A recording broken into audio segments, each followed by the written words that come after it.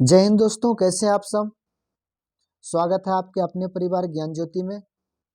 हम लोग 5 अध्याय तक कर चुके हैं एनसीईआरटी का हिस्ट्री। आइए छठा अध्याय देखते हैं क्या है। चैप्टर का नाम है राजा और एक प्राचीन गणराज्य। आइए देखते हैं क्या है इसमें। चुनाव का दिन। जब शंकरन उठा तो उसने देखा कि उसके नाना नानी वोट डालने जा रहे थे। दरअसल वे चुनाव केंद्र पर सबसे पहले पहुंचना चाहते थे। शंकरन जानना चाहता था कि आखिर वे इतने उत्साहित क्यों थे।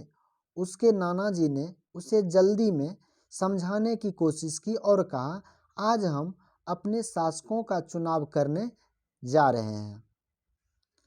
आगे है, कुछ लोग शासक कैसे बने। लगभग 50 वर्षों से हम अपने शासकों का चुनाव मतदान के जरिए करते आ रहे हैं, लेकिन बहुत पहले लोग शासक कैसे बनते थे। कह रहा है अभी तो हम मतदान के द्वारा अपना शासक चुनते हैं, लेकिन बहुत दिन पहले जो लोग थे वो अपना शासक कैसे चुनते थे। हमने अध्याय 5 में यह पढ़ा है कि कुछ राजा संभवतः जन यानी लोगों द्वारा चुने जाते थे, परंतु करीब 3000 साल पहले राजा बनने की इस प्रक्रिया में कुछ परिवर्तन दिखाई दिए। कुछ लोग बड़े बड़े यज्ञों को आयोजित कर राजा के रूप में प्रतिष्ठित हो गए। मतलब पहले के टाइम में चुनाव न हो करके कुछ लोग क्या करते थे, यज्ञ करा करके अपने आप को राजा घोषित कर देते थे, शासक घोषित कर देते थे।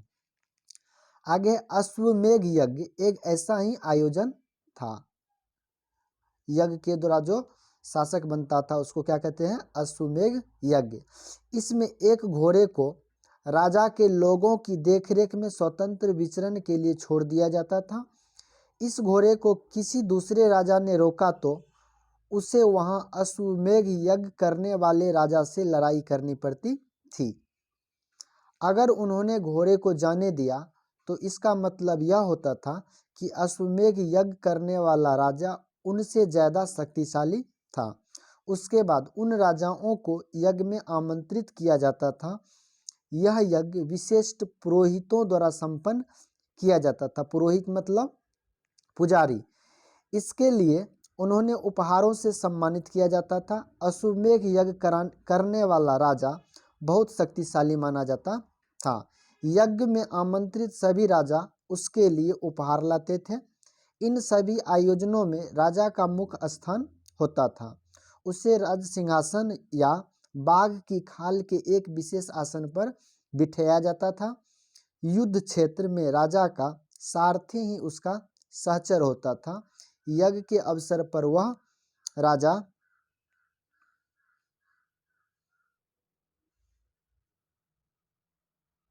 राजा की विजय तथा अन्य गुणों का गान करता था। राजा के सगे संबंधी खासकर उसकी रानियां तथा पुत्रों को भी कई छोटे छोटे अनुष्ठान करने होते थे।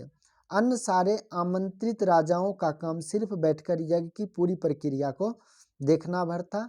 राजा के ऊपर पुरोहित पवित्र जल के छिड़काव के साथ अन्य कई अनुष्ठान करता था। पुरोहित क्या करते थे, पुजारी जो राजा बनने जा रहा था उसके ऊपर पवित्र जल का छिड़काव करते थे और इस प्रकार से कई अनुष्ठान किया जाता था। विष तथा वैश्य जैसे सामान्य लोग उपहार लाते थे जिन्हें पुरोहित शूद्र मानते थे। उन्हें कई अनुष्ठानों में शामिल नहीं किया जाता था। इसमें हम देखें कि यज्ञ कराया जाता था। कौन सा यज्ञ कराया जाता था, अश्वमेध यज्ञ। अश्वमेध यज्ञ में क्या था, अश्वमेध यज्ञ में ये था कि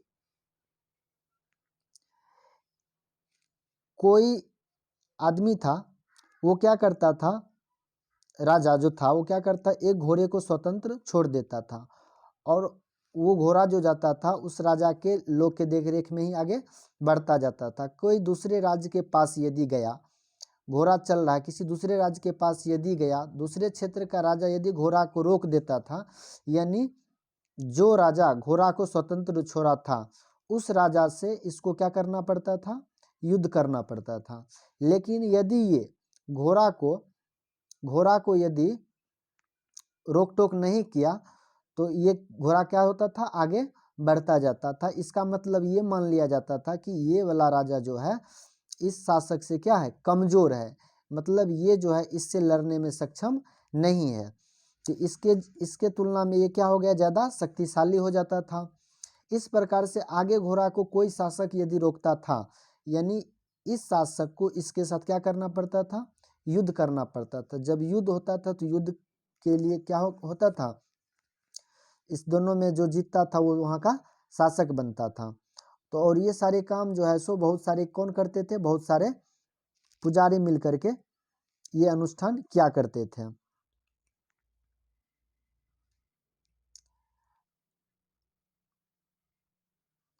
आगे देखिए क्या है,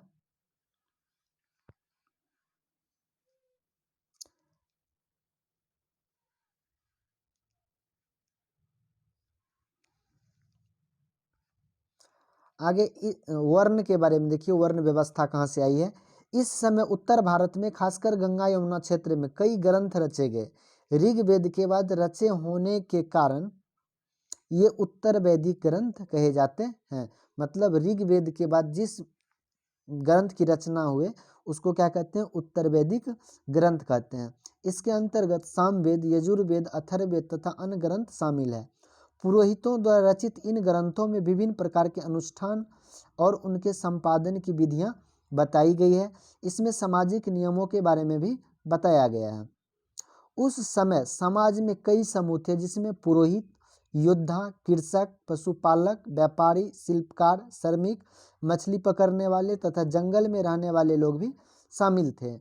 यहाँ कुछ पुरोहित तथा योद्धा वैभवशाली थे, वही कुछ कृषक व्यापारी भी क्या थे, धनवान थे। दूसरी ओर पशुपालक, शिल्पकार, श्रमिक, मछली पकड़ने वाले, शिकारी तथा भोजन संग्राहक ये क्या थे, निर्धन थे, गरीब थे। पुरोहितों ने लोगों को 4 वर्णों में विभाजित किया, जिन्हें क्या कहते हैं, वर्ण। वो जो पुजारी हुआ करते थे वही क्या करता था, लोगों को 4 भागों में बांट दिया। उनके अनुसार प्रत्येक वर्ण के अलग अलग कार्य निर्धारित थे। वर्ण व्यवस्था जो बनी थी कार्य के आधार पर बनी थी। पहला वर्ण था ब्राह्मणों का। उसका काम वेदों का अध्ययन, अध्यापन, वेदों को पढ़ना और लोगों को बताना। और दूसरा काम क्या था उसका, यज्ञ कराने का काम। इसके लिए उन्हें उपहार मिलता था। दूसरा स्थान शासकों का था। पहला ब्राह्मण का था, दूसरा स्थान किसका था, शासक का था, जिन्हें क्या कहते हैं, क्षत्रिय कहा जाता था। उनका काम युद्ध करना तथा लोगों की रक्षा करना था। तीसरे स्थान पर विश्व या वैश्य थे। वैश्य में कौन कौन आते थे, कृषक आते थे, पशुपालक, व्यापारी, ये सब आते थे। क्षत्रिय और वैश्य दोनों को ही यज्ञ करने का अधिकार प्राप्त था। तो यज्ञ करने का अधिकार किसको प्राप्त था, क्षत्रिय को और वैश्य को। वर्णों में अंतिम स्थान था शूद्रों का। इसका काम अन्य तीनों वर्णों की सेवा करना था, यानी ब्राह्मण को, क्षत्रिय को और वैश्य को सेवा करने का काम किसको था, शूद्र का था। यह करने का अधिकार प्राप्त इन्हें कोई अनुष्ठान करने का अधिकार नहीं था। मतलब शूद्र कोई भी अनुष्ठान, यज्ञ नहीं करा सकता था। प्रायः औरतों को भी शूद्रों के समान माना गया। महिलाओं तथा शूद्रों को वेदों के अध्ययन का अधिकार नहीं था। मतलब महिला और शूद्र वो क्या कर सकते थे, वेद को नहीं पढ़ सकते थे। आगे देखिए क्या है, आगे पुरोहितों के अनुसार सभी वर्णों का निर्धारण जन्म के आधार पर होता था।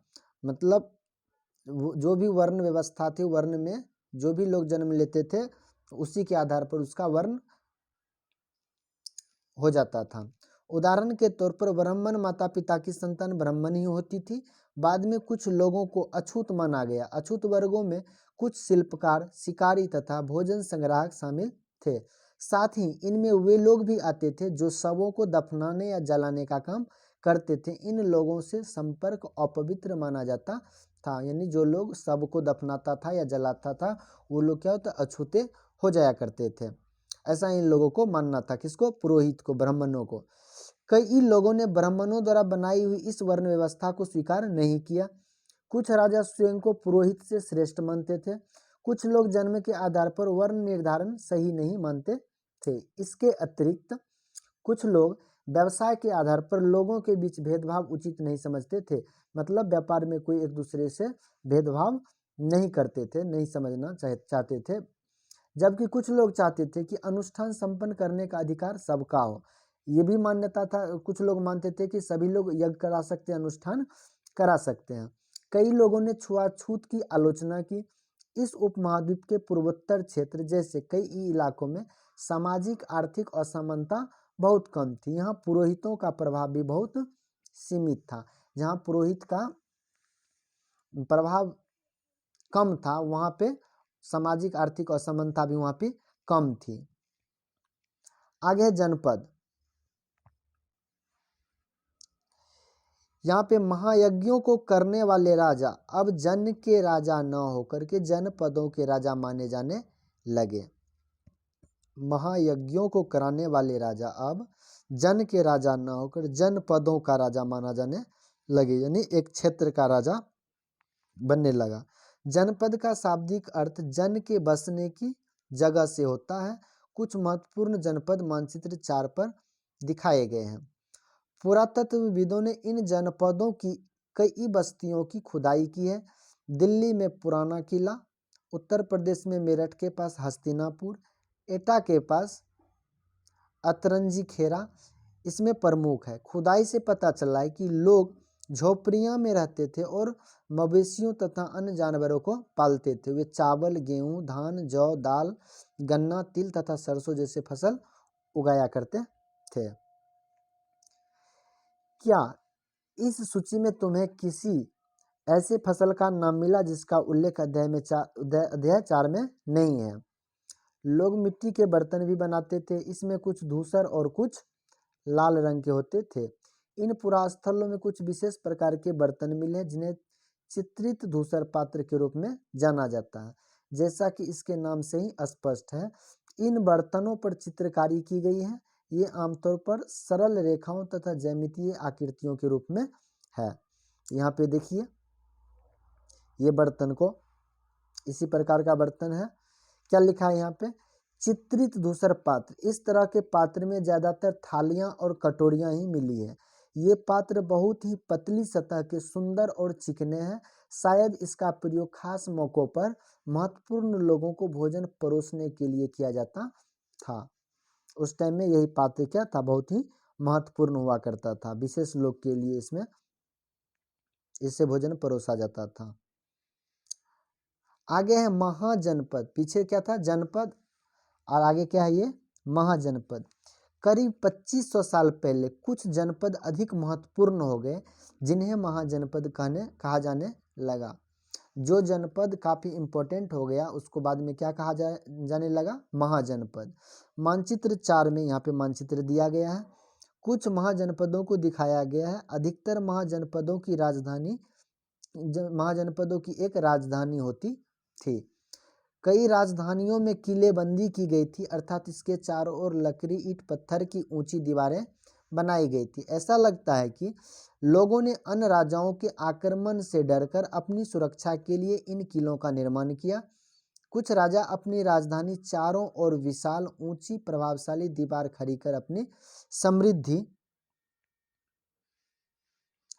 समृद्धि और शक्ति का प्रदर्शन भी करते थे। इस तरह से किले के अंदर रहने वाले लोगों और उस क्षेत्र पर नियंत्रण रखना भी सरल हो जाता होगा।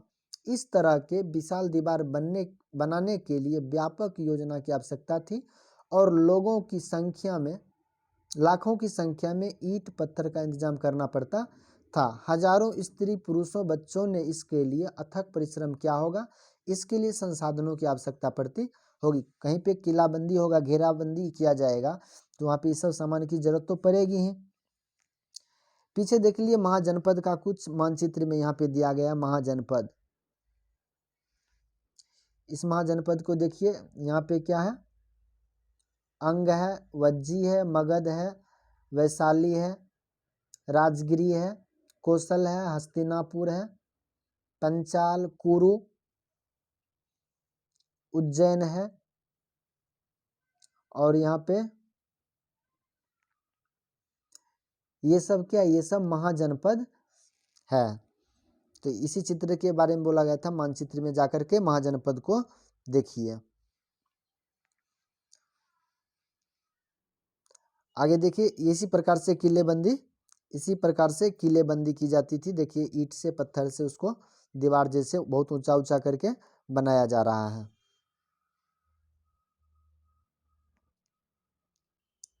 आगे है कर। अब जहाँ पर किलेबंदी करेगी वहाँ पर तो खर्च लगेगा, खर्च के लिए पैसा कहाँ से आया या फिर धन कहाँ से आएगा, तो इसके लिए वो क्या करते थे लोग, बाद में टैक्स वसूलना शुरू कर दिए थे वहाँ के लोगों से। यहाँ देखिए कर के बारे में दिया गया है, महाजनपदों के राजा विशाल किले बनवाते थे और बड़ी सेना रखते थे। किला बंदी करके उसमें सेना भी रखने शुरू कर दिए थे, सैनिक को। इसलिए उन्हें प्रचुर संसाधनों की आवश्यकता होती थी, इसके लिए उन्हें कर्मचारियों की भी आवश्यकता होती थी। अतः महाजनपदों के राजा लोगों द्वारा समय समय पर लाए गए उपहारों पर निर्भर न रहकर अब नियमित रूप से कर वसूलने लगे। उपहार तो जब भी लोग को मन होता था तो जाकर के खुशी से दे जाया करता था, लेकिन उपहार से काम चलने वाला अब नहीं था, इसलिए नियमित रूप से क्या लगा दिया गया, टैक्स लगा दिया गया। फसलों पर लगाए गए कर सबसे महत्वपूर्ण, तो उस टाइम में कृषि सबसे महत्वपूर्ण चीज था धन के लिए। तो सबसे पहले टैक्स लगाया कौन चीज पर, फसल पर। अधिकांश लोग कृषक ही थे, प्रायः उपज का 1/6 हिस्सा कर के रूप में निर्धारित किया जाता। कितना हिस्सा कर लिया था टैक्स, 1/6 हिस्सा उपज का, जिसे भाग कहा जाता था। कारीगरों के ऊपर भी कर लगाए गए, जो प्रायः श्रम के रूप में चुकाए जाते थे। जैसा कि एक बुनकर, लोहार, सुनार के राजा के लिए महीने में 1 दिन का काम करना पड़ता था। यानी जो कारीगर था वो क्या करता था, वो उसके पास तो फसल उपजता नहीं था, तो इसलिए वो अपना 1 दिन का टाइम महीने में निकाल करके जो भी जरूरत पड़ता था श्रमिक का, वो काम वो कर दिया करते थे। आगे पशुपालकों को जानवरों या उसके उत्पाद के रूप में कर देना पड़ता था। व्यापारियों को सामान खरीदने बेचने पर भी कर देना पड़ता था। आखेटकों तथा संग्राहकों को जंगल से प्राप्त वस्तुएं देनी होती थी। आखेटक, संग्राहक किसको, ये लोग जंगल में रहते थे और जंगल से जो कुछ भी उत्पाद होता था उसी से वो लोग क्या करते थे, टैक्स को चुकाया करते थे, कर को चुकता किया करते थे। आगे कृषि में परिवर्तन। इस युग में कृषि के क्षेत्र में 2 बड़े परिवर्तन आए। हल के फाल अब लोहे के बनने लगे। अब कठोर जमीन को लकड़ी की फाल की तुलना में लोहे की फाल से आसानी से जोता जाता था। इससे फसलों की उपज बढ़ गई। दूसरे लोगों ने धान के पौधों का रोपण शुरू किया, अर्थात खेतों में बीज छिड़क कर धान उपजाने के बजाय धान की पौधे तैयार कर उसका रोपण शुरू किया गया। कृषि में क्या परिवर्तन, पहले हल जो होता था उसका फाल कौन चीज से बनता था, लकड़ी से बनाया जाता था, लेकिन बाद में क्या होने जाने लगा, लोहा का फाल बनाया जाने लगा, जिससे मिट्टी को खुदाई और नीचे से किया जाता था और फसल अच्छी तरह से उपजती थी, ताकि चूंकि मिट्टी हल्की हो जाती थी इसलिए फसल की पैदावार, पौधे अच्छी तरह से उगते थे। उसके बाद क्या होने लगा, धान की खेती क्या करते थे लोग, पैसे वैसे ही बो दिया करते थे धान को, लेकिन बाद में क्या करते, धान को बो करके फिर उसका बीज उखाड़ करके फिर से उसको रोपना शुरू कर दिया, जैसे अभी के टाइम में हुआ करता है। अब पहले की तुलना में बहुत ज़्यादा पौधे जीवित रह जाते थे, इसलिए पैदावार भी ज़्यादा होने लगी। इसमें कमर तोड़ परिश्रम लगता था। ये काम ज़्यादातर दास, दासी, भूमिहर, खेतीहर मजदूर करते थे। अब देखिए यहाँ पे मगध क्षेत्र के बारे में बताया गया था। मगध क्या था, एक महाजनपद था। सूक्ष्म निरीक्षण मगध के बारे में, मगध क्या था, एक महाजनपद था। मानचित्र 4/57 में मगध को ढूंढो। लगभग 200 साल के भीतर मगध सबसे महत्वपूर्ण जनपद बन गया। कौन, मगध। और सोन जैसी नदियां मगध से होकर बहती थी। ये यातायात, जल वितरण और जमीन को उपजाऊ बनाने के लिए महत्वपूर्ण थी। मगध इतना क्यों महत्वपूर्ण था समझ में आ गया होगा। मगध का एक हिस्सा जंगलों से भरा था। इन जंगलों में रहने वाले हाथियों को पकड़कर उन्हें प्रशिक्षित कर सेना के काम में लाया जाता था। हाथी भी आसानी से मिल जाता था, बगल में जंगल था और उसी हाथी को क्या कर देता, ट्रेनिंग दे दिया जाता था। यही नहीं, जंगलों से घर, गाड़ियां तथा रथ बनाने के लिए लकड़ी मिलती थी। इसके अलावा इस क्षेत्र में लौह अयस्क की खदानें हैं। मजबूत औजार और हथियार बनाने के लिए ये बहुत ही उपयोगी थे। मगध में दो बहुत ही शक्तिशाली शासक बिंबिसार तथा अजातशत्रु हुए। अन्य जनपदों को जीतने के लिए हर संभव साधन अपनाते थे। कौन? मगध। मगध का शक्तिशाली शासक कौन? बिंबिसार और अजातशत्रु। ये क्या चाहते थे? ये चाहते थे कि बगल के जो महाजनपद है उसको हम क्या करें, जीत लें। महापद्मनंद एक और महत्वपूर्ण शासक थे। उन्होंने अपने नियंत्रण का क्षेत्र इस उपमहाद्वीप के उत्तर पश्चिम भाग तक फैला लिया था। बिहार में राजगीर, आधुनिक राजगीर कई सालों तक मगध की राजधानी बनी रही। तो मगध की राजधानी पूछता है क्वेश्चन, तो मगध की राजधानी कौन सी थी? राजगिरी या राजगीर। बाद में पाटलिपुत्र को राजधानी बनाया गया। 2300 साल से भी पहले की बात है। मैसिडोनिया का राजा सिकंदर विश्व विजय करना चाहता था। पूरी तरह सफल न होने पर भी वह मिस्र और पश्चिमी एशिया के कुछ राज्यों को जीतता हुआ भारतीय उपमहाद्वीप में ब्यास नदी के किनारे तक पहुंच गया था। तो सिकंदर था कहाँ का? मैसिडोनिया का शासक था। तो क्वेश्चन यहाँ से बनता है कि सिकंदर कहाँ के रहने वाले थे, कहाँ का शासक था? तो मैसिडोनिया का शासक था। उसके बाद वह भारतीय उपमहाद्वीप के किस क्षेत्र तक पहुंचा था? तो ब्यास नदी के किनारे तक पहुंचा था। जब उसने मगध की ओर कूच करना चाहा, मगध की ओर बढ़ना चाहा, तो उसके सिपाहियों ने इनकार कर दिया। वे इस बात से भयभीत थे कि भारत के शासकों के पास पैदल, रथ और हाथियों की बहुत बड़ी सेना थी। तो वो था कौन सी? मगध महाजनपद। अगला है वज्जी। दूसरा महाजनपद कौन सा है? वज्जी। जैसा कि तुमने ऊपर पढ़ा, मगध एक शक्तिशाली राज्य बन गया था। उसके नजदीक ही वज्जी राज्य था जिसकी राजधानी वैशाली थी। यहाँ एक अलग किस्म की शासन व्यवस्था थी जिन्हें गण या संघ कहते थे। तो सबसे पहले गणराज कहाँ का माना जाता है? वैशाली का माना जाता है। और वज्जी की राजधानी कहाँ थी? वैशाली थी। ये भी क्वेश्चन बनता है। गण या संघ में कई शासक होते थे। कभी कभी लोग एक साथ शासन करते थे जिसमें से प्रत्येक व्यक्ति राजा कहलाता था। ये सभी राजा विभिन्न अनुष्ठानों को एक साथ संपन्न करते थे। सभाओं में बैठकर ये बातचीत, बहस और वाद विवाद के जरिए तय करते थे कि क्या करना है और किस तरह करना है। शत्रुओं के आक्रमण से निपटने के लिए वे मिलकर चर्चाएं करते थे। स्त्रियां, दास तथा कामकार, वर्कर जो थे, श्रमिक, इन सभाओं में हिस्सा नहीं ले सकते थे। बुद्ध तथा महावीर, जिसके बारे में तुम अध्याय 7 में पढ़ोगे, दोनों ही गण या संघ से संबंधित थे। बौद्ध साहित्य में संघ के जीवन का बहुत ही सजीव वर्णन मिलता है।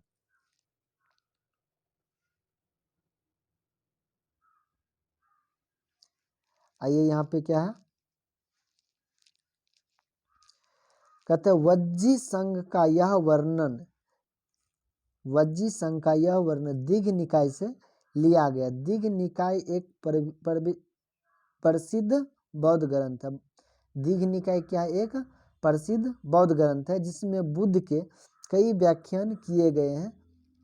इन्हें करीब 2300 साल पहले लिखा गया था। अजातशत्रु और वज्जी संघ। अजातशत्रु वज्जी संघ पर आक्रमण करना चाहते थे। उन्होंने अपने मंत्री वस्कार को बुद्ध के पास सलाह के लिए भेजा। अजातशत्रु कहाँ आक्रमण करना चाहते थे? वज्जी संघ पर, इसलिए उसने अपने मंत्री, जिसका नाम था मंत्री का नाम था वस्कार, को बुद्ध के पास सलाह लेने के लिए भेजा। बुद्ध ने उनसे पूछा कि क्या वज्जी सभाएं नियमित रूप से होती है तथा उसमें किसी सदस्य उपस्थित होते हैं, सभी सदस्य उपस्थित होते हैं। जब उन्हें पता चला कि ऐसा होता है, उन्होंने कहा कि वज्जीवासी तब तक उन्नति करते रहेंगे जब तक, कब तक उन्नति करते रहेंगे, जब तक, यहाँ पे 4 पॉइंट दिया गया है, वे पूर्ण और नियमित सभाएं करते रहेंगे, आपस में मिलजुल कर काम करते रहेंगे, पारंपरिक नियमों का पालन करते रहेंगे और बड़ों का सम्मान, समर्थन और उसकी बातों पर ध्यान देते रहेंगे।